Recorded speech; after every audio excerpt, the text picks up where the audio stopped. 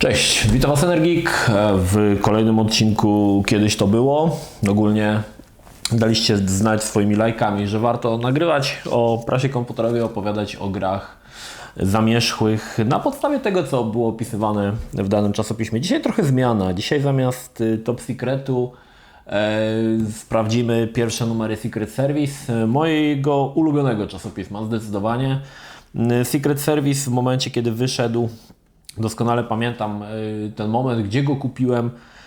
Akurat w kiosku rzuciło mi się w oczy to krwisto-czerwona okładka z żółtym napisem i od razu wiedziałem, że to jest o grach, że to musi być coś o grach. Secret Service zawsze mi się kojarzył z bardziej profesjonalnym pismem. Znaczy Top Secret szczególnie pod koniec swojego życia, znaczy właściwie nie pod koniec, to w którymś momencie tak odczuwało się to, że bardziej to pismo powstaje dla jaj, że tam jest mało rzetelnych informacji, a dużo jakby takiej zabawy szczeniackiej. Niestety po części chyba dlatego też Top Secret upadł, bo ludzie mieli tego zwyczajnie dosyć, tak? Zamiast jakichś ciekawych recenzji były non-stop jaja, które tak średnio można było przełożyć na jakąś rzetelność, jeżeli chodzi o przekazywanie informacji o grach. No i ogólnie Secret Service uważam za najlepsze czasopismo.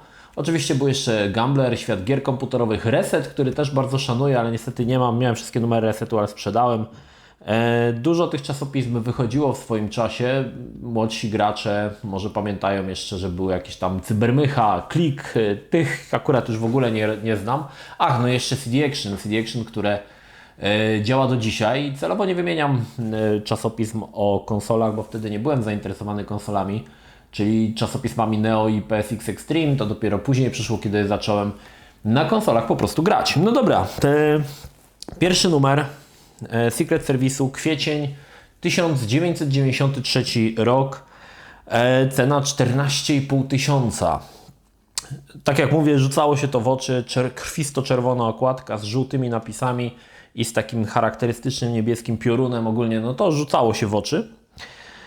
Na pierwszej okładce mieliśmy V for Victory, jednego z amerykańskich spadochroniarzy, z oddziału amerykańskich spadochroniarzy. Dobra, zobaczmy, co jest w środku. Tutaj już były właśnie też te rzeczy, że mocno Secret Service wychodził trochę później niż Top Secret, więc wyszedł później, więc już jeszcze przed wejściem chyba praw autorskich, które weszły chyba w 1995 roku, ale już zobaczcie, że zaczynało się promowanie polskich gier, oryginalnych gier, tak? Każda gra z polską instrukcją i tak dalej.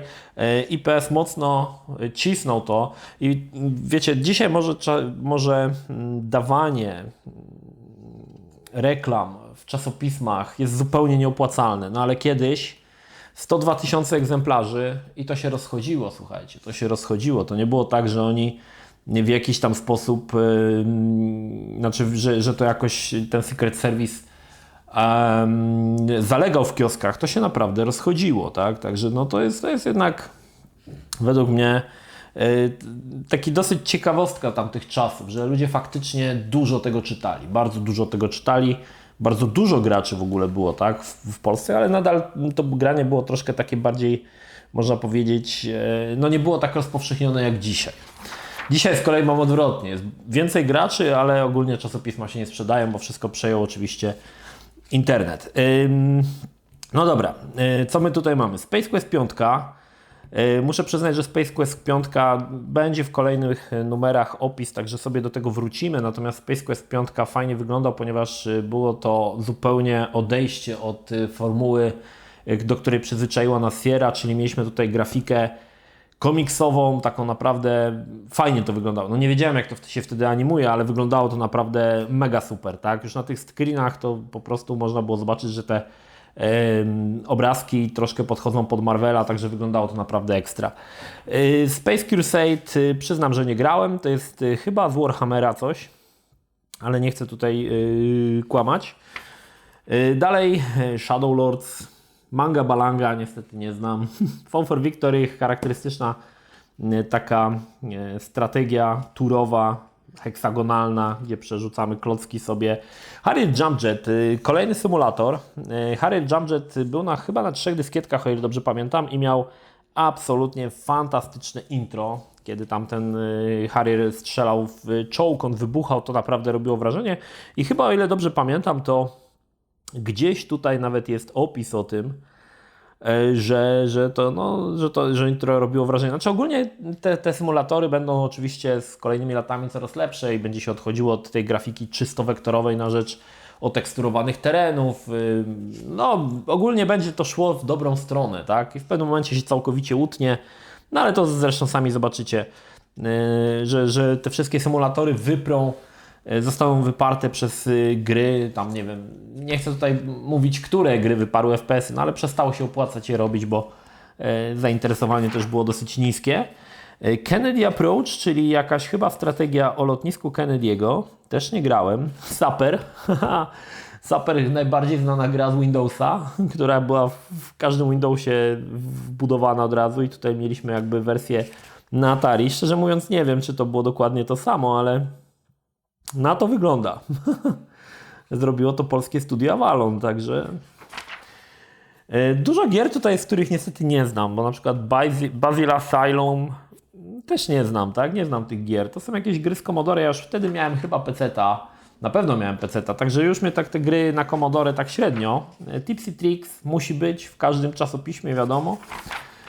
I kolejny, słuchajcie, symulator M1 Tank Platoon, gdzie możemy sterować chyba Abramsem, znaczy możemy zobaczyć w ogóle, jak to wtedy grafika wyglądała, całkowicie wszystko wektorowe, bez żadnych tekstur i to zrobiono w ten sposób, że teksturowe było tło, ono było liczone w czasie rzeczywistym, ale tutaj była grafika, znaczy normalnie grafika taka rasteryzowana, więc mieliśmy tutaj ładnie zrobiony kokpit i czołgi, które składały się z 4 klocków na krzyż, nie? Zielonych i tak to działało.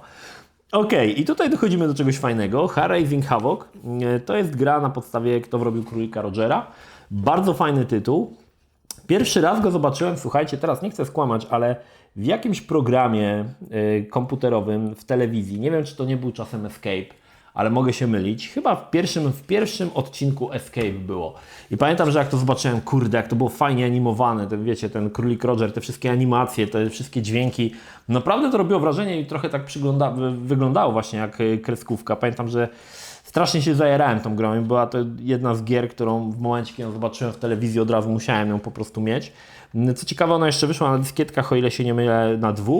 Natomiast gra była ogólnie dosyć ciekawa, bo chodziło o to, żeby królikiem Rogerem uratować tego Baby Hermana. No i to było następujące po sobie takie poziomy, dosyć krótkie, ale trzeba było tak ustawić pewne rzeczy w otoczeniu, aby przejść w dalszą stronę na kolejną planszę. I na przykład trzeba było, nie wiem, odbić się od tej spłuczki, znaczy od przepychaczki, od kibla, przeskoczyć gdzieś tam, wskoczyć na stół, przejść po talerzach i potem na przykład wpuścić się w kiblu, nie? I to wszystko było tak zrobione, że trzeba było to najpierw wszystko ustawić, a potem wprowadzić w ruch tą całą machinę. Także naprawdę mega fajna gra. Jedną wadą tej gry było to, że gra była na czas i mieliśmy chyba godzinę czasu rzeczywistego, ile dobrze pamiętam, żeby przejść całą grę. Mi się nigdy nie udało, ale tam było łatwo, można było przerzucać planszę. O, nawet tu jest. Shift, Alt, Ctrl, F5. Także przerzucało się planszę do ostatniej, wtedy miałeś godzinę na przejście ostatniej planszy, co oczywiście bez problemu można zrobić. Bardzo fajna gra, polecam. W którymś chyba pogadajmy, wydaje mi się, że Harrier Rising Havoc się pojawiło, także można sobie przypomnieć. Indiana Jones and the Fate of Atlantis.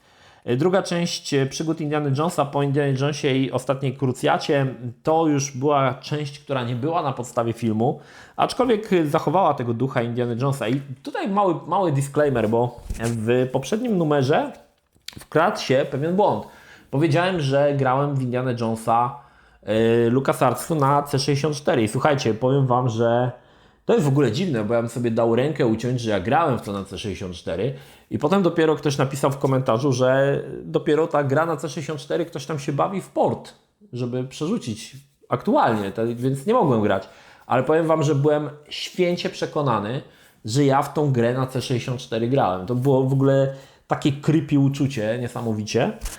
Także przepraszam, faktycznie okazało się, ale powiem Wam, że nawet jak to przeczytałem, informację, że to nie wyszło na C64, to ja mówię, nie, no przecież ja grałem w to, no dokładnie pamiętam, jak grałem w to na Commodore, no to niesamowite.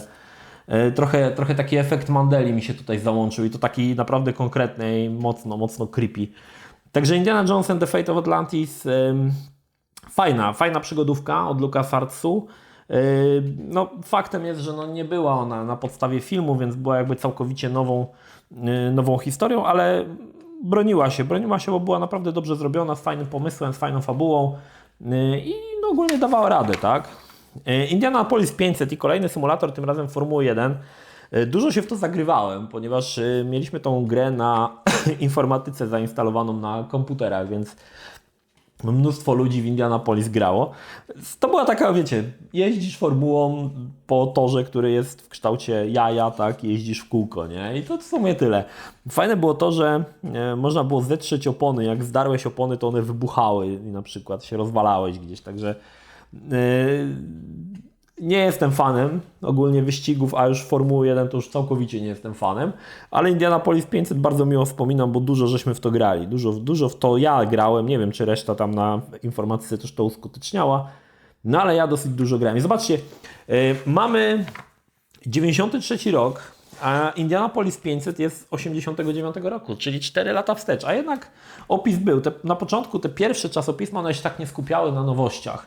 Skupiały się prawdopodobnie na tym, co było popularne, więc tak jak mówię, Indianapolis był dosyć popularny, więc zrobili tutaj taką mini recenzję, czy tam recenzję, także nie goniono tak jak dzisiaj w czasopismach, w portalach za nowością. Wszystko musi być najnowsze tytuły jak najszybciej, tylko robiono to, co akurat jest popularne, tak?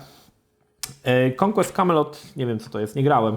Natomiast Willy Beamish to jest kolejna gra z fajną grafiką taką komiksową Dynamixu. Ogólnie ona zdobyła dosyć niskie recenzje. Mi się podobała, ale w tamtym czasie nie znałem za grosz angielskiego, więc ja sobie grałem tylko po to, żeby oglądać animację. Zresztą było łatwo zobaczyć, że to wszystko wyglądało naprawdę super. Było fajnie animowane. Gra jeszcze wyszła na dyskietkach, więc nie wiem ile ona na PC-cie, chyba miała z 6 albo z 7 dyskietek, także dosyć sporo. I taka historia o takiej rodzinie i o chłopcu, który miał tam przyjaciela żabę. I ogólnie była to taka fajna historia, fajna przygodówka, aczkolwiek pewnie dzisiaj jakbym już wiedział, znał fabułę, to może też bym się skłonił ku temu, że jednak ta gra nie była za dobra, ale już wtedy próbowano, chociaż nie było jeszcze CD-ROMów, próbowano iść w tą stronę takiej grafiki właśnie komiksowej, kolorowej, żeby jak najładniej to wyglądało, tak? To będzie w pewnym momencie będzie to bardzo szło w tą stronę, szczególnie jak wejdą CD-ROMy, to tam Sierra na przykład z King Quest 7 będzie starała się iść w tą stronę właśnie tych ładnie animowanych gier, no już nie wspominając o LucasArts i ich na przykład Full Throttle, który jest takim już sztandarowym przykładem takiej komiksowej grafiki. Także no wtedy jeszcze na dyskietkach, ale już się robiło takie rzeczy, tak? I faktem jest, że jak na dyskietki, jak na grę na dyskietkach wyglądało to naprawdę spoko. Another World, nie mam tutaj co już dalej mówić, bo już mówiłem dużo o tym w Top Secrecie, ale zobaczcie, jest tu też mapa. Mapa nie jest co prawda, mapa jest cała mapa. I to jest sekcja, w tym miejscu, to jest sekcja, której nie było na Amidze, czyli sekcja, kiedy wypuszczamy te lwy, tygrysy, cokolwiek to jest i zaczynamy uciekać, a one zaczynają pożarać obcych. I potem wbiegamy tutaj do teleportu i teleportujemy się na górę do tego czołgu. Całej tej sekcji na Amidze nie było. Jakoś to było tak, że wpadało się w korytarz i od razu tutaj się szło do czołgu, a tej sekcji, nie wiem dlaczego, nie było tej sekcji. Natomiast to jest cała mapa. Nie jest ona za duża, słuchajcie, bo tak naprawdę przejście tej gry, no jeżeli wiesz co robisz, to zajmuje około 20 minut, natomiast no, gra jest absolutnie fantastyczna. Ok, tu mamy jakieś takie mini recenzje. Risky Woods nie grałem. Moonstone, wiadomo, większość z Was przy jakimś materiale właśnie wspomniała, że dlaczego nie wspomniałeś o Moonstone, taka fantastyczna gra, także no jest tutaj Moonstone. Trochę grałem, znaczy powiem Wam, że nie jestem jakimś wielkim fanem Moonstone, tak niepopularna opinia, ale grałem. No Exit, bijatyka w ogóle jakaś strasznie żenująca, Tutaj niby jest Bruce Lee chyba, albo Bruce Lee wannabe. Postacie jakieś takie małe, karykaturalne. Wygląda dosyć słabo. Caveman Ninja. Dużo graliśmy z Arkiem na Amidze. Gra, w którą można, zręcznościówka, w którą można było grać na 2 osoby. Wcielaliśmy się w 2 takich neandertalów. Jeden się nazywał Joe, drugi Mac. Szło się cały czas w prawo, walczyło się z innymi prehistorycznymi dziadami. Tu między innymi była walka z dinozaurem, także naprawdę mocno podchodząca pod prehistoryka, aczkolwiek bardziej dynamiczna. No i można było grać na 2 osoby. Bardzo lubiłem tą grę, szczególnie na 2 osoby grało się w to fantastycznie. I kolejny symulator, tym razem Gunship, o którym już wspominałem, także nie będę tutaj cisnął dalej tego. Nobunaga Ambition 2. Też nie grałem, a to jakaś strategia japońska. Ogólnie te strategie takie typowe strategie turowe, gdzie masz obrazki, znaczy masz mapę na heksagonach, to mnie strasznie odrzucały w tamtym czasie. Także nie będę się na ten temat wypowiadał. L'Emperor, czyli Imperator chyba, tak? Ktoś, nie wiem. Od Koei. Też jakaś strategia o Napoleonie. Wygląda słabo, grafika kiepska, znaczy strasznie widać piksele, nie wiem, to w ogóle PCEGA, no tak, to nawet nie VGA, także. Castle of Dr. Brain, czyli zestaw zagadek logicznych, w takim poruszaliśmy się troszkę w takim jakby zamku i mieliśmy różne zagadki, tak, złamać kod, jakieś tam labirynty i tak dalej. Kilka lat później, czy tam chwilę później powstanie Seventh Guest, który będzie dokładnie na tej samej zasadzie, z tym, że oczywiście nie będzie miał takiej komiksowej grafiki jak Castle of Dr. Brain, którego chyba wyszły 2 części, o ile dobrze pamiętam. I to była gra Sierry, dosyć niespotykane, ale w pewnym momencie Sierra miała taką linię, która się nazywała chyba Sierra Learning, to się nazywało, o ile dobrze pamiętam, i tam były gry edukacyjne, cykl gier właśnie edukacyjnych. Próbowano też tam potem zrobić coś z ekologią, i będą, to potem powiem, jakie to była taka gra o takim chłopczyku z delfinem, nie pamiętam jak to się nazywało, to nie chodzi mi o eko na pewno, także próbowano coś tam w tą stronę iść, żeby zrobić coś dobrego dla dzieciaków, ale to się chyba nie przyjęło za bardzo. Castle of Dr. Brain, nie wiem ile osób, które tutaj to oglądają, w to grało, pewnie żadna, no ja przyznam, że grałem.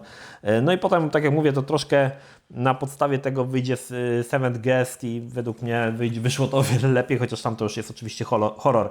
No jeżeli jest święta, no to wiadomo, Home Alone.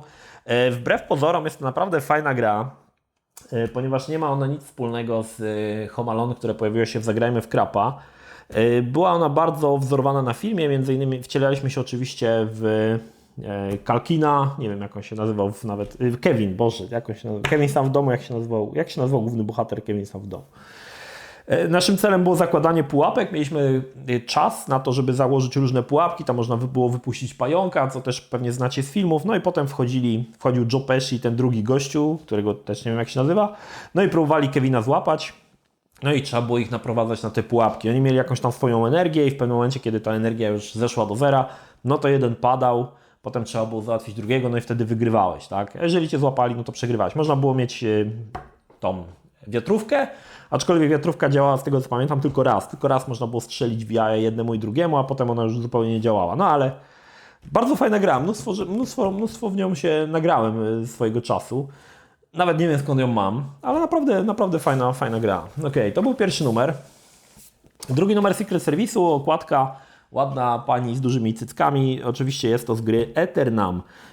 Eternam, fantastycznej gry przygodowej z też komiksową grafiką. Zwiększył się nakład do 104 000, czyli 2000 więcej, czyli już to jest jakoś coś tu poszło w górę i tutaj też będzie kilka gier, które ta gra Sierry to było EcoQuest. Widzicie, przypomniało mi się EcoQuest. Właśnie taka, zresztą zaraz o tym powiem. No dobra, Joystick TV, czyli to był magazyn chyba jakiś telewizyjny Joystick. Ja Joysticka nie oglądałem, wiem, że to sobie tam szło, ale mnie to tak zupełnie nie interesowało w tamtym czasie. Michael Jordan in Flight, uważana za w tamtym czasie jedną z najlepszych koszykówek, ponieważ to była koszykówka 2x2. Można było chyba grać Michaelem Jordanem i fajnie to było zrobione, bo to był trójwymiarowe było boisko, natomiast postacie były oczywiście nie były trójwymiarowe, były sprite'ami, ale ogólnie to wyglądało naprawdę dobrze. Znaczy na tamte czasy to wyglądało jakby to była totalnie w ogóle jakaś ta transmisja w TV. Ludzie się strasznie tym jarali, nie? Przynajmniej czasopisma. No proszę, jest, Jordan rzucił mnie na kolana. Jordan z Twogry. Haha, Jordan, pozdrawiam Cię, ziom. Jordan rzucił mnie na kolana, przygotuj się i Ty. No, także nie będę opowiadał wszystkich gier, bo tak jak mówię, nie wszystkie gry grałem, także może będę je po prostu omijał. Lemmings 2. Lemmings 2 miało podtytuł Tribes i wprowadzało mnóstwo nowych takich lemmingów, ponieważ one się dzieliły na różne jakby, tak jak tytułowe Tribes, czyli na plemiona i każde plemię miało swoje lemmingi. W mojej opinii już to było przekombinowane. Fajnie się w to grało, oczywiście, ale już było przekombinowane. To nie te lemmingi klasyczne, gdzie mieliśmy tam, nie wiem, chyba z 8 tych lemmingów różnych. Tutaj te Tribes, tych lemmingów było naprawdę dużo. Pepper's Adventure in Time, fajna przygodówka, mnóstwo w nią grałem też swojego czasu. Gra, w której przenosimy się do czasów kolonialnych, spotykamy Waszyngtona, Bena Franklina. Bardzo spoko, aczkolwiek mocno zapomniana.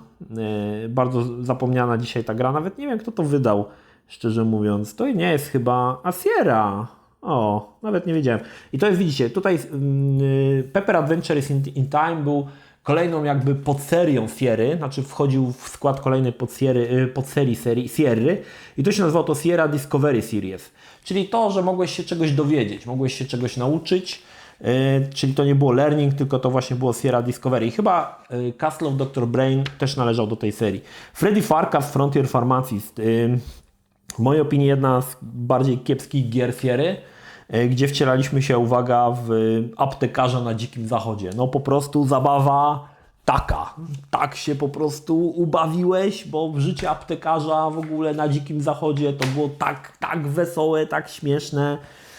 Nic się w tej grze nie działo. Wszystko było oparte na dialogach, jakimś nudnym wypisywaniu recept i robieniu leków. No powiem Wam, no dramat, nie? Dramat. Nienawidzę tej gry. Jak lubię gry o Dzikim Zachodzie, to Freddy Farkas był zupełnie tak dla mnie całkowicie niepojętą rzeczą. Nie wiem, jak to w ogóle doszło do produkcji tego. No i Wolfenstein. Niewiele o Wolfensteinie napisano, ale Wolfenstein robił ogromne wrażenie. Zresztą można zobaczyć, oko i ucho miało na super. Komentarz Martineza. Aż się wierzyć nie chce, że ktoś wypuścił taką grę na rynek shareware'owy. Bo to były czasy, kiedy gry wypuszczano tak zwany shareware, czyli na przykład Wolfenstein posiadał cały jeden epizod shareware. Mogłeś go dowolnie kopiować, dawać kolegom, cokolwiek. A jeżeli chciałeś mieć całą grę, no to kupowałeś, tak? I wtedy miałeś tych 5 tam czy 6 chapterów. Natomiast jeden chapter, tam tych plansz było kilka, nie wiem ile jest, 6, 8, było całkowicie za darmo, nie? To było na jednej dyskietce. No i powiem Wam, że jak na Wolfa, to naprawdę krótki opis, tak? To jest, zobaczcie, to jest tyle, nie? Bo to jest Beyond Castle of Wolfenstein i to było jeszcze wydane na Atari. Natomiast Wolfenstein 3D zawiera tylko tyle, nie? Ale robiło to wrażenie, kurde, Wolf robił wrażenie. Tutaj ogólnie pamiętam, ja w sumie tą historię o Wolfie opowiadałem Wam, jak ojciec mi przyniósł tą grę i opowiadał mi o niej, że to się widzi, że się chodzi oczami, ja w ogóle nie wiedziałem, o co chodzi. Natomiast no, Wolf był naprawdę ważnym momentem w grach wideo. Miecze Waldgira, o tym mówiłem na Atari. O właśnie, mówiłem o tej okładce, tak? O tym orku, czy co to jest w takiej koronie, to właśnie było na okładce kasety. Także mówiłem, nawet pamiętałem, że dokładnie tak to wyglądało. No dobra, jedziemy dalej. Boxing i tenis, 4D Sports. Fajne rzeczy, ponieważ w tenis może nie grałem, ale w boks był całkiem niezły, bo grafika była wektorowa, można było stworzyć swoją postać. No i to nie jest to, co dzisiaj, gdzie mamy tego Fight Night, tak, nie wiem, tam round 3 czy round 4. Wtedy wyglądało, no widzicie, tak wyglądał bokser, jak małpa złożona z kilku trójkątów. Ale tam były powtórki i ogólnie boks był dobrze zrobiony. Uważam, że pod tym kątem, że to wszystko było trójwymiarowe i mogłeś sobie obracać tym ringiem, no to naprawdę wyglądało fajnie, tak? Oczywiście to było o wiele prostsze niż dzisiejsze te boksy, które mamy na tych najnowszych konsolach, ale grało się to naprawdę spoko. W tenis niestety, jak mówię, nie grałem. Kolejne tipsy i triki. Harrier Jumpjet, no to już opowiadałem. Tutaj oczywiście te screeny z tego intra. Ciekawe, tu pewnie gdzieś było tutaj wspomniane o tym intrze. To intro było naprawdę dobre. Kolejny raz klawiszologia. Mała pomoc dla piratów, jeżeli nie miałeś oryginalnej gry, instrukcji i nie wiedziałeś na przykład jak włączyć hamulec, no to mogłeś kupić Secret Service za 14 500, czyli dzisiaj za 14 zł, czy złoty 40, 14 chyba. I mogłeś sobie całą klawiszologię, proszę, od góry do dołu mogłeś śmiało. Fajne czasy. Eternam. Eternam zachwycał mnie fantastyczną grafiką i animacją taką właśnie jak z seriali animowanych. Pojawiła się ta gra oczywiście w To było grane, także jak ktoś jest zainteresowany, to może sobie obejrzeć. No tutaj te screeny, powiem jak Wam to zobaczyłem, to mi gały na wierzch wyszły, nie? Ja sobie to wyobrażałem oczywiście, że to jest wszystko animowane, tak? Oczywiście to nie było tak do końca animowane, bo tam postacie tam oczami czasami mrugały, ale no kurde, ja sobie wyobrażałem, że to wszystko się rusza i jest mega fajnie, nie? No i tutaj mamy kolejną część Eternama. Home Alone 2 na podobnej zasadzie oparty co część pierwsza, aczkolwiek już nie był tak fajny. Nie wiem, coś się stało niedobrego z drugą częścią. Schemat ogólnie został ten sam, ale coś tu nie zagrało, nie wiem. Countdown.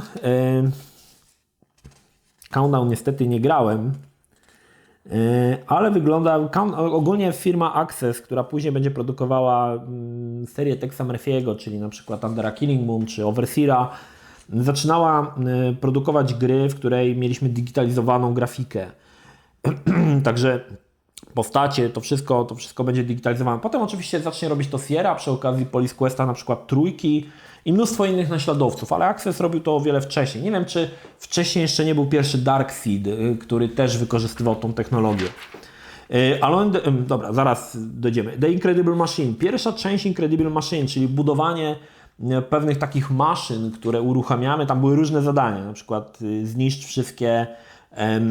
wszystkie baloniki. To było tak, że wiecie, rzucasz piłeczkę, ona gdzieś spada, toczy się, uruchamia coś, ten mechanizm uruchamia wiatrak coś tam strąca i tak dalej.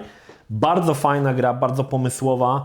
Ja muszę przyznać, że akurat może w Incredible Machine to nie, ale była kolejna część, która się nazywa Incredible Toons, gdzie była taka totalnie komiksowa grafika. Mieliśmy takiego mysza i takiego kota. W tamto to się zagrywałem, tamto to było świetne.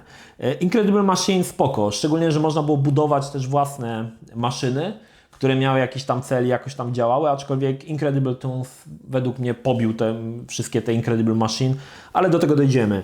Alone in the Dark, było grane, nie będę tutaj wspominał, jeżeli lubisz Lovecrafta, lubisz gry o opuszczonych rezydencjach, na długo przed pierwszym Residentem Alone in the Dark pokazał, że można zrobić właśnie fajną grę z różnymi kątami kamery w opuszczonej rezydencji, gdzie są zombie. Na długo przed Residentem. Resident w zasadzie zerżnął wszystko z Alone in the Dark. Oni się pewnie nie przyznają, ale to było wszystko zerżnięte totalnie z Alone in the Dark. Nawet były tła prerenderowane, a postacie trójwymiarowe, dokładnie jak w Rezydencie, także... Chociaż postacie były, widzicie, no trochę, nie wiem czy to widzicie, ale no ta laska no nie wyglądała dobrze, nie? Wyglądała jakby jej ktoś gębę skapiszonował. The Island of Dr. Brain, czyli druga część Castle of Dr. Brain. Ponownie mieliśmy te zagadki logiczne, gdzie sobie mogliśmy tam rozwiązywać. Były to jakieś, widzę, puzzle. W tą część nie grałem, tak? Jakieś układanki, jakieś puzzle, jakieś wykreślanki. Jak ktoś lubił tego typu rzeczy, myślę, że to było całkiem fajne. No, pierwsza część była spoko, w dwójkę nie grałem, ale wygląda, że jest jeszcze bardziej zaawansowana. No i mamy tutaj przegląd jakichś tam zręcznościówek. Predator 2. Nie grałem, aczkolwiek widzę, że to jest jakiś celownik na szynach w stylu. Ojej, zapomniałem. Operation Wolf, czyli że przesuwamy się w prawo, mamy jakiegoś gościa, który jest półprzezroczysty, strzelamy do jakichś tam, pewnie do predatorów, do jakichś zambruderów i tak dalej. Lethal Weapon, czyli też taka zręcznościówka. Na Amidze u Arka w nią grałem, ale szczerze mówiąc nie pamiętam dokładnie. No to jest oczywiście zabójcza broń, ale też szczerze mówiąc nie kojarzę. I Fox Ranger, Fox Ranger też nie grałem, nie wiem co to jest. Ale typowa strzelaninka, gdzie lecisz w prawo i strzelasz. No już wam wszystko powiedziałem o tej grze. Dobra, Indiana Jones 4. To jest ciekawostka, bo w tamtym czasie wyszły dwie gry, które się nazywały tak naprawdę Indiana Jones 4. Jedna to była Fate of Atlantis, No i to była 4. część Indiana Jonesa, więc się mówiło, że to jest Indy 4 i wyszło jeszcze Indiana Jones 4 Arcade z taką izometryczną grafiką, która nie miała zupełnie nic wspólnego z grą Sierry, tutaj z tą przygodówką LucasArtsu. I gracze często się mylili, tak? Mówili, ja mam Indiana Jones 4, idziesz, on ci włącza ten badziew izometryczny i widzisz, że to nie jest to samo, tak? Także no, można było poznać po tym, że to było chyba na jednej dyskietce, a Fate of Atlantis chyba na 8, ale to było dziwne ogólnie, że wyszły 2 gry o takim samym tytule i strasznie to ludziom się to strasznie myliło, nie? Także ciekawa rzecz. Okej, pojawiły się supery. Nie będę czytał, bo tu nic w tych superach. No i EcoQuest, czyli to jest ta Sierra Discovery, taki mocno temat o ochronie środowiska. Mieliśmy jakiegoś chłopca, który się tam przyjaźni z delfinem, pływają sobie, ratują. No, typowa przygodówka Sierry, jednakże z tym takim drugim dnem, gdzie mogłeś się tam dowiedzieć o ratowaniu środowiska, o ochronie środowiska. Co ciekawe, wyjdzie też 2. część Secret of the Rainforest i będzie się ona toczyła w lasach tropikalnych. Aczkolwiek no, to nie odniosło sukcesu za bardzo. No, było takie, wiecie, dla mnie to taka gra była jak filmy familijne, czyli dla mnie nie do po prostu przełknięcia. No i 2 gry dla mnie dosyć ważne. Rex Nebular and the Cosmic Genderbender. Pierwsza gra oryginalna, którą miałem w pudełku na dyskietkach. To był moment, kiedy wchodziło prawo autorskie. Bałem się tego, że skasują giełdy, więc rodzice wspaniałomyślnie powiedzieli, że raz w miesiącu mogą mi kupić jakąś grę oryginalną.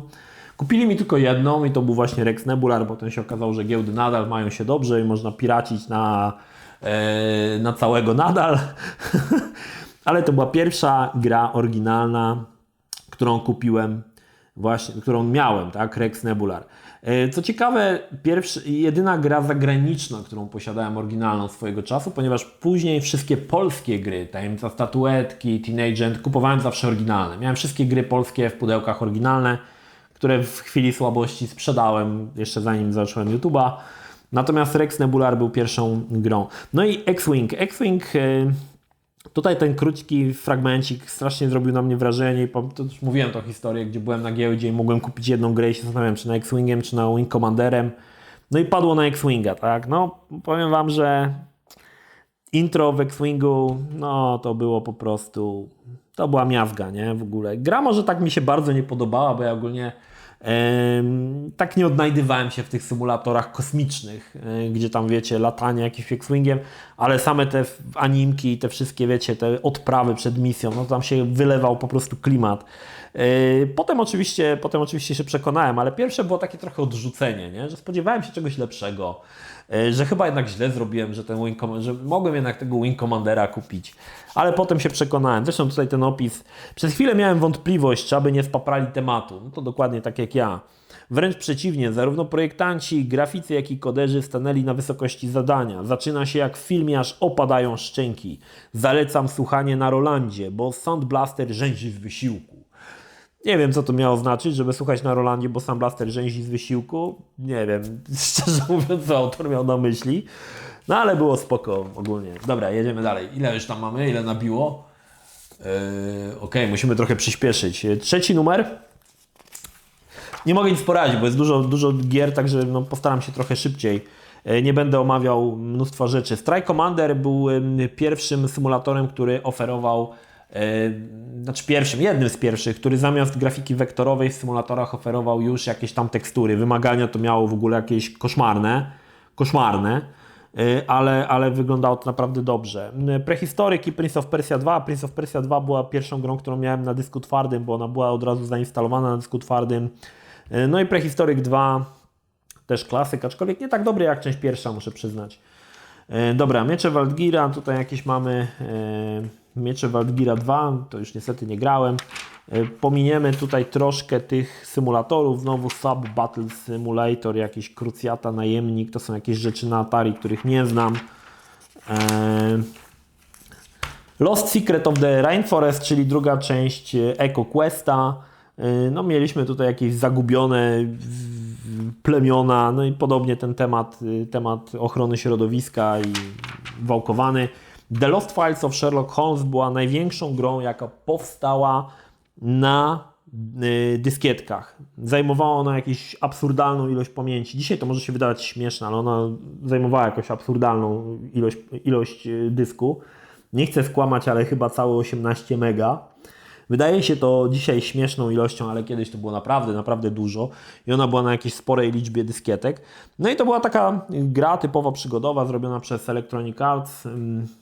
Aczkolwiek ja nigdy nie przepadałem za Sherlockiem Holmesem. Jeżeli nie było tych elementów jakichś takich nadprzyrodzonych, jakiegoś horroru, tylko takie zamulanie gdzieś tam po wiktoriańskiej Anglii, no mi się to tak średnio podobało, nie?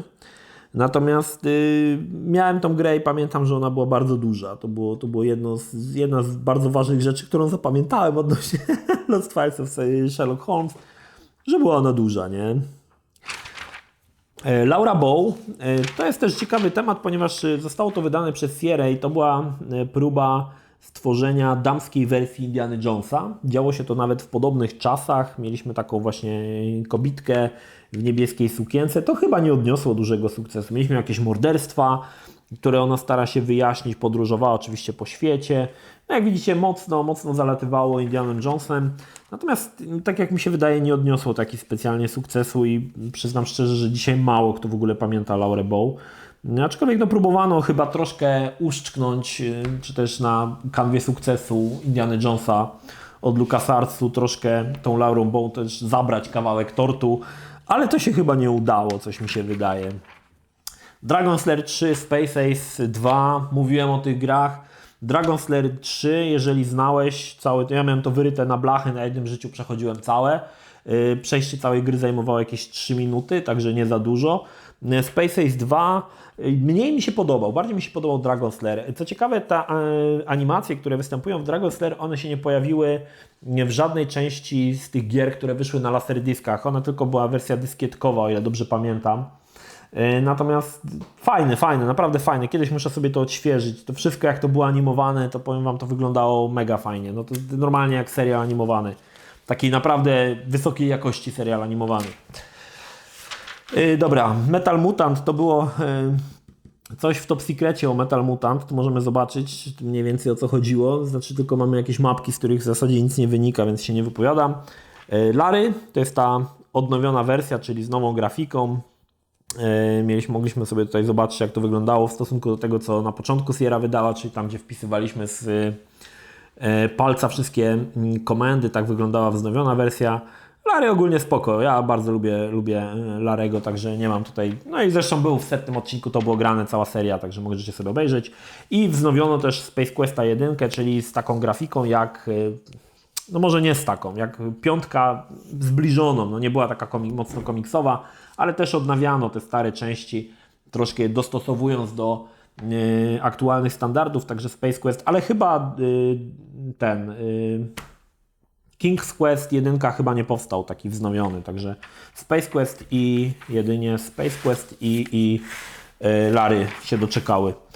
Amazon Guardian of Eden i kolejna gra Accessu, czyli kolejna gra oparta na grafice takiej zrobionej ze zdjęć, jak widzicie. Tak jak mówię, Access będzie bardzo cisnął ten temat i potem oczywiście wyjdzie ten Tex Murphy, który będzie totalnym takim jakby już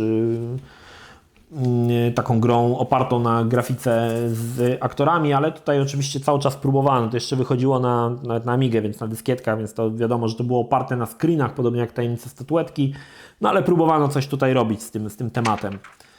Cywilizacja, no to myślę, że cywilizacji nie trzeba w ogóle nikomu tutaj w żaden sposób promować, każdy wie o co chodzi. Space Quest 5, czyli to jest ten moment, to jest ta, co mówiłem w tej zapowiedzi, że faktycznie na tamtych screenach wyglądało to super, ale jak zobaczyłem, jak to tutaj wygląda, no to już odpadłem, nie? To już po prostu odpadłem. Ten robot z cyckami metalowymi, tutaj ten mutant, ten jak tu wisi mu na gaciach ta laska, no ja pierdzielę, to po prostu gały mi wychodziły na wierzch. I co ciekawe, miałem tą grę Space Questa, oczywiście miałem pirata i on się wieszał w którymś momencie, więc nie można było go skończyć. Był chyba źle skrakowany i niestety dochodziło się do jakiegoś momentu i gra za każdym razem wywalała, także nigdy mi się nie udało tego skończyć. Bardzo żałowałem, bo tu graficznie no to jest Dla mnie to była miazga, nie? Totalna miazga. Inspektor Gadżet. Inspektora Gadżeta nie grałem, ale bajka była bardzo popularna za czasów mojego dzieciństwa. To był taki serial animowany. Nawet ostatnio widziałem, że na Netflixie jest film taki już z grafiką renderowaną. Ale Inspektor Gadżet oglądało się. Nie grałem, ale Inspektora Gadżeta się oglądało, bo to była dosyć fajna kreskówka. Znaczy, pewnie dzisiaj bym uznał, że nie była fajna, ale wtedy była fajna. No i Batman Returns. Fajna część Batmana, ponieważ była ona bardziej przygodowa niż zręcznościowa. Mieliśmy elementy właściwie pomieszane. Były tam walki, ale też były elementy przygodowe. Fantastyczna grafika, oprawa graficzna w Batman Returns naprawdę robiła wrażenie. Screen oczywiście z filmu tutaj, ale też mieliśmy tutaj taki mocno gotycki, mroczny klimat. Uważam, że Batman Returns w tamtym czasie był jedną z najlepszych gier o Batmanie. Naprawdę nie była to głupia zręcznościówka, gdzie idziesz i bijesz tysiące przeciwników, tylko gra z jakimś pomysłem. I to było naprawdę spoko. Aczkolwiek oczywiście gra była strasznie trudna, jak to z grami przygodowymi bywa. Poczekajcie, bo tu mamy zakończenie na stronie 27, a nie widziałem, żeby to było. Chyba to pominąłem. Bo jest tutaj tylko taki opisik. I mieliśmy podzielone na kilka dni, w każdym dniu coś trzeba było zrobić, tak? Natomiast dzień 7. Zasiądź przed komputerem, zerknij na telewizor. Co możesz zrobić dzisiaj, zrób jutro. Tym optymistycznym akcentem zakończ kolejny obfitujący w przygody dzień. Dzień 8. Tak jak dzisiaj trochę, w dzisiejszych grach. Także kiedyś już to stosowano, nie? Potem gra dzieje się w ciągu 9 dni. Nieważne, że w jednym dniu tylko siedzisz przed monitorem i czytasz jakieś bzdury, nie? Okej. W czwartym numerze nie było zbyt dużo fajnych rzeczy, z tego co pamiętam, ale było kilka istotnych. Zobaczmy. Syndicate, oczywiście tutaj jeden screen z gry i w zasadzie 2 screeny z intra. No wyglądało to naprawdę, wiecie, no z tego jeszcze nie można było wywnioskować, o czym jest Syndicate, ale jak u Arka odpaliliśmy to na Amidze, no to była sieka, nie? I misja w Colorado. Misja w Colorado, zapamiętam, czyli tam, gdzie była jakiś taki konwój jechał i stało mnóstwo ludzi, wpadałeś swoimi agentami i po prostu robiłeś totalną masakrę. Moja ulubiona misja. Także Atari. Fantasy World Dizzy, niestety już Dizzy grałem w Dizzy na Commodore, w te wersje na PC-ty, czy tam już na wyższe, to już nie grałem niestety, także nie wypowiadam się na Dizzy. Znaczy ja ogólnie lubiłem Dizzy'ego na Commodore, ale potem jakoś mi to tam przeszło. Birds of Prey, kolejny symulator, także pomijamy. Ace of the Pacific, kolejny symulator. Lester Manley, Lost in LA. Grałem, troszkę taka wersja Larego z mniej komiksową grafiką, czyli mieliśmy jakiegoś też takiego gościa, który tam w Los Angeles działa i też tam jakieś laski wyrywa. Nie pamiętam, o co tam dokładnie chodziło, bo też angielskiego nie znałem za bardzo, ale było to takie do zagrania raz i zapomnienia, nie? Nic jakoś specjalnie nie było to aż takiego super ekstra. Wolałem chyba jednak Larego, no ale było coś takiego, robiono tego typu rzeczy. Golf, dobra, pomijam. Rex Nebular, no to już mówiłem. And the Cosmic Gender Bender. Eye of Beholder, co ciekawe, byłem wielkim fanem Eye of Beholder. W trójkę nie grałem w dwójkę i bardzo mi się podobało. To był taki typowy RPG, wiecie, z mnóstwem jakichś statystyk w ogóle, gdzie cała akcja gry była na malutkim ekraniku i tutaj mieliśmy postacie wszystkie, no fajne. Eye of Beholder był naprawdę spoko. Aczkolwiek no to były jeszcze te czasy, kiedy większość gry składała się po prostu z następujących po sobie screenach, a nie na płynnej grafice, ale Eye of Beholder. Future Wars, gra Delphin Software, przy której pracował też Eric Chahi, chyba jako grafik designer, o ile dobrze pamiętam. I tutaj ten słynny poziom, to jest ten poziom, gdzie trzeba było znaleźć jednopikselową monetę. Ta lokacja, jednopikselową monetę, która znajdowała się gdzieś przy korzeniach drzewa. No to było, powiem Wam, dramat. Nie wiem, czy to się... Gdzieś tu pewnie jest opis tego i pewnie też jest o tym wspomniane, że to szukanie jest tutaj straszne, nie? Nie chce mi się teraz szukać tego, ale było. Czekajcie, zerknijmy. No tutaj, zbadaj dokładnie ziemię przy drzewie i weź monetę, nie? Tutaj szukałeś, a tam moneta miała 1 piksel, także no to był ten moment, kiedy jak grałeś bez opisu, no to szanse, że trafiłeś na tą monetę, która zajmowała 1 piksel, była w zasadzie 1 do miliona, więc gry o wyścigach. Street Roda nie grałem, Stunts omawiałem już wielokrotnie i tutaj mamy Current Driver, ta grafika jest z właśnie tej Formuły 1, fajnie zrobione, prerenderowane intro, znaczy na tamte czasy wyglądało naprawdę spoko, mieliśmy tutaj tego, który się tam startuje w jakimś tam wyścigu, naprawdę wyglądało to mega fajnie, natomiast Stunts, no to gra absolutnie fantastyczna, już omówiałem z nią wielokrotnie, więc nie będę do tego wracał. Zobaczmy, co my tu mamy dalej. Castles 2 nie grałem. Flashback, no Flashback to chyba nie trzeba tłumaczyć. Flashback absolutnie też fantastyczna gra, Delphin Software. Oni wtedy byli na topie. Po Another World, Flashbacku, który ugruntował ich pozycję, no to byli po prostu top deweloperów na świecie. Potem niestety troszkę odwalili kichę z kolejnymi grami, ale Flashback, no to Flashback. Co ciekawe, wersja na dyskietki na Amidze miała te fantastyczne intra wektorowe, ale wyszła też wersja na CD, którą mogliście obejrzeć, w to było grane. To było się nazywało pod tytułem Quest for Identity.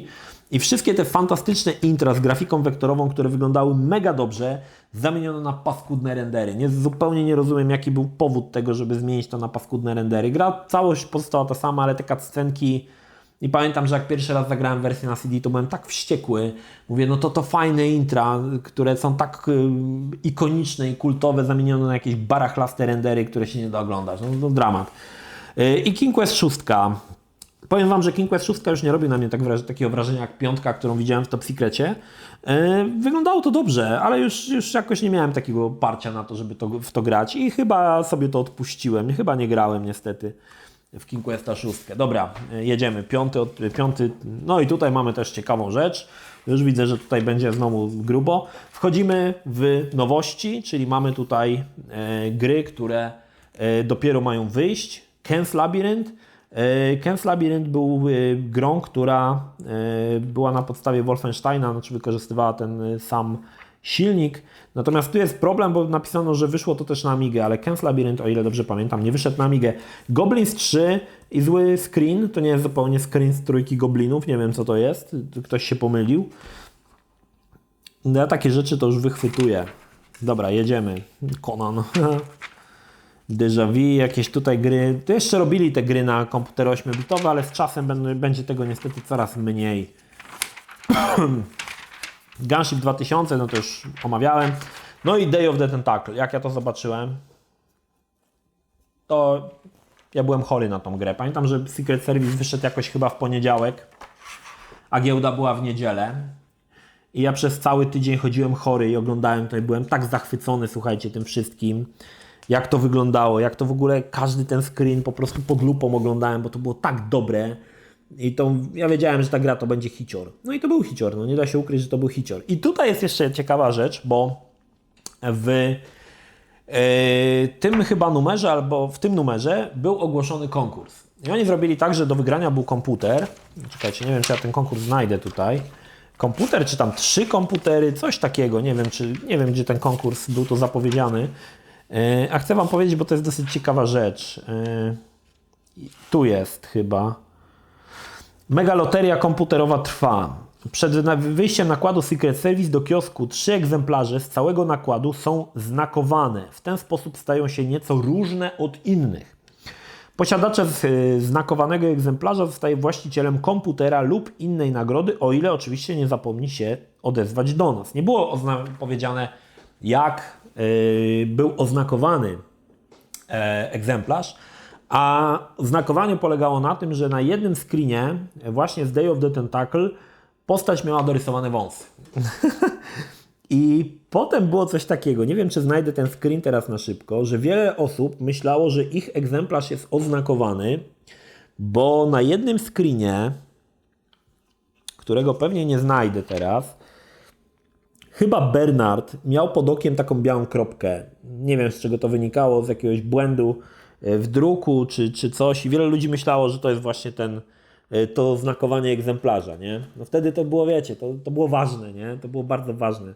Natomiast no, rozwiązaniem konkursu było to, że postać Bernarda chyba, czy któraś z Day of the Tentacle miała dorysowane mazakiem wąsy. No, w każdym razie Day of the Tentacle było grane, jedna z moich ulubionych gier przygodowych, także nie muszę dalej nic tłumaczyć.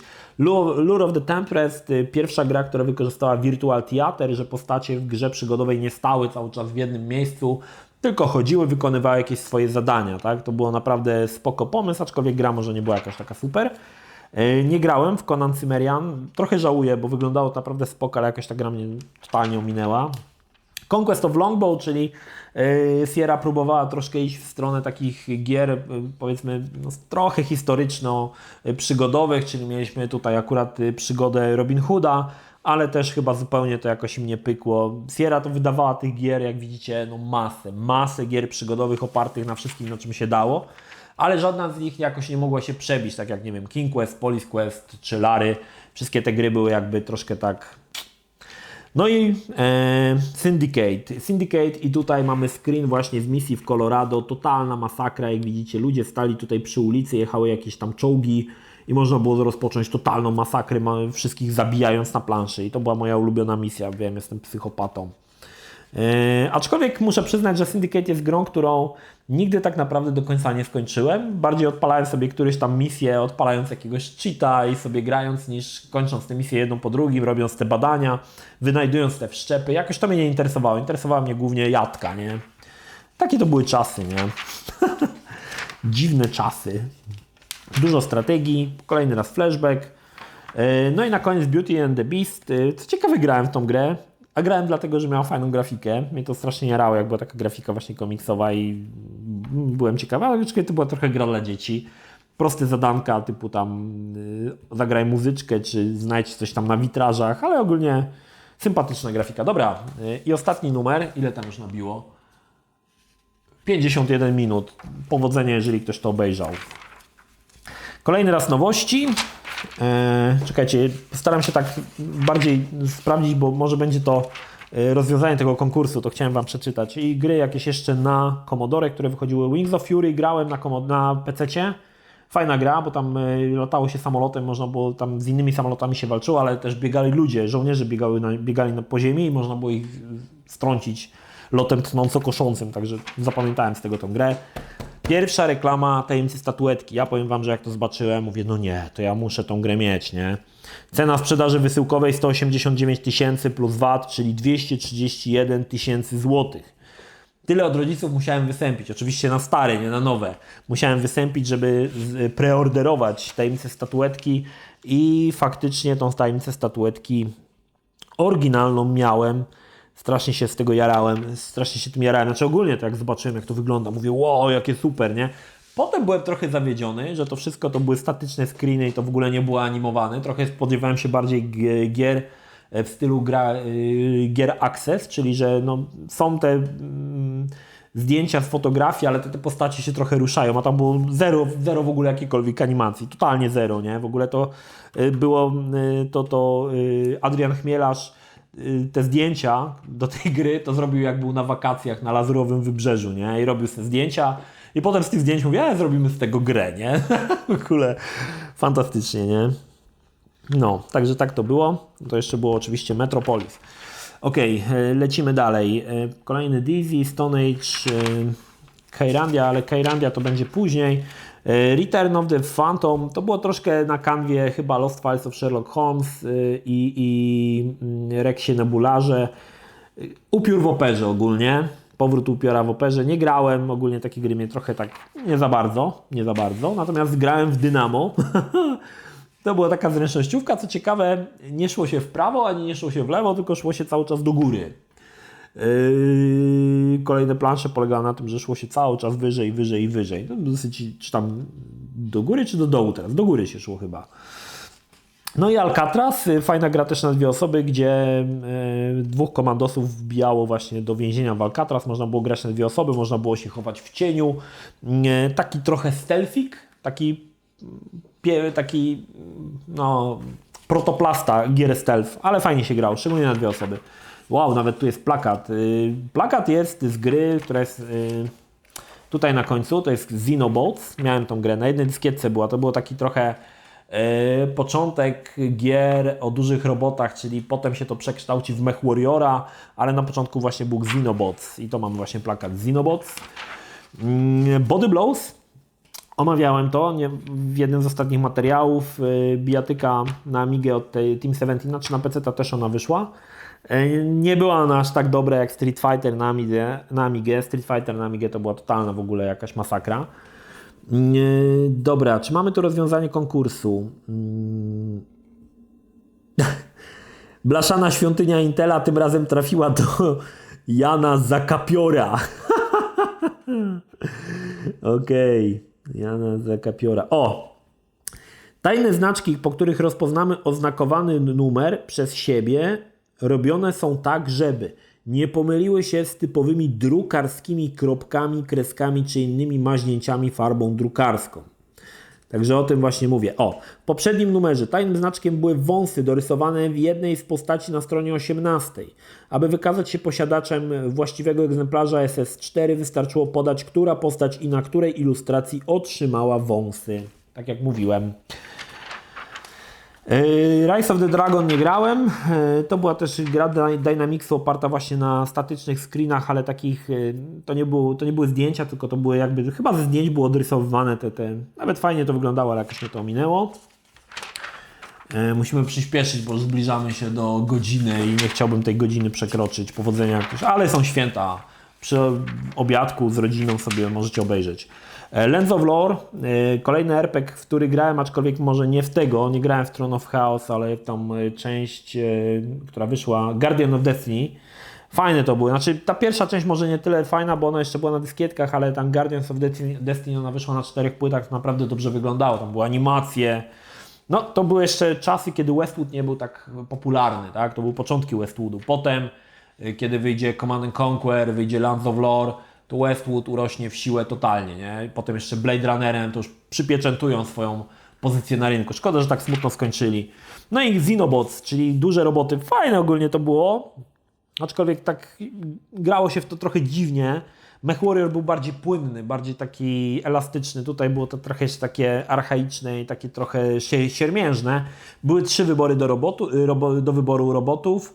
Jeden to był taki właśnie humanoidalny, jeden taki czerwony, który wyglądał jak skorpion i taki żółty, który wyglądał jak Velociraptor. No ogólnie nie było to złe. No i Legend of Kyrandia, pierwsza część kultowej przygodówki od Westwoodu. Wtedy jeszcze, tak jak mówię, Westwood nie był aż tak popularny, ale wraz z drugą i trzecią częścią Kyrandii Westwood już, znaczy ta seria zdobędzie renomę, tak? Przy drugiej części i przy trzeciej zdobędzie renomę. Pierwsza jeszcze była taka trochę zapomniana, gdzieś tam wyszło, ok, ale ludzie sobie jakby tak nie za bardzo zdawali z tego sprawę, natomiast 2 i 3 będą grami, które na pewno pomogą Westwoodowi osiągnąć sukces. Dobra, to było 6 numerów. Secret Service długo wyszło, słuchajcie, prawie godzina, 57 minut z tego co widzę, ale też Secret Service był moim ulubionym czasopismem. Ja naprawdę mnóstwo gier, które pojawiały się w Secret Service grałem, więc raz na miesiąc kupowałeś czasopismo, z którego ogrywałeś 60% gier, albo i nawet więcej, także jest o czym gadać, nie? Jeżeli chcecie, żeby pojawił się kolejny odcinek kolejnych 6 numerów o Secret Service, zostawcie komentarz, zostawcie jakąś tam informację, że chcielibyście pooglądać. Widzę, że mój ogólnie ostatni apel pod ostatnim, kiedyś to było, przyniósł sukces i tam chyba nawet 1000 łapek doszło, także fajnie, że jesteście zaangażowani i że chcecie, żebym nagrywał kolejne takie materiały, także jeżeli chcecie dalej się dowiedzieć o historii Secret Service'u, no to zachęcam do jakiejś tutaj, nie mówię, żebyście dawali łapkę, bo nie jestem w ogóle jakimś gimbusem, który żebrze łapki, ale jakiś zostawcie ślad po sobie w postaci może komentarza, czy Wam się podobało i czy chcielibyście o kolejnych numerach Secret Service'u posłuchać i o moich przygodach z grami, które się tutaj pojawiły. To tyle. Pozdrawiam Was, Energik, trzymajcie się, do następnego. Cześć!